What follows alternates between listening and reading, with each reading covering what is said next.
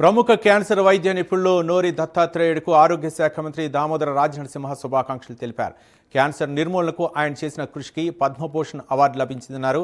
Phone చేసి శుభాకాంక్షలు తెలిపారు. నోరి దత్తాత్రేయుడు సేవలను తెలంగాణ ప్రభుత్వం ఇప్పటికే గుర్తించిందన్నారు. అందుకే ఆయన్ను సలహాదారుగా రాష్ట్ర ప్రభుత్వం నియమించిందన్నారు. క్యాన్సర్ను నివారించే క్రమంలో దత్తాత్రేయుడి సలహాలను ప్రభుత్వం తీసుకుంటుందన్నారు. ఇప్పటికే రాష్ట్ర వ్యాప్తంగా అన్ని జిల్లాల్లోనూ క్యాన్సర్ డే కేర్ సెంటర్లను ఏర్పాటు చేశామన్నారు. ములుగు వంటి మారుమూల జిల్లాల్లోనూ సైతం కీమోథెరపీ సేవలను అందిస్తున్నామన్నారు.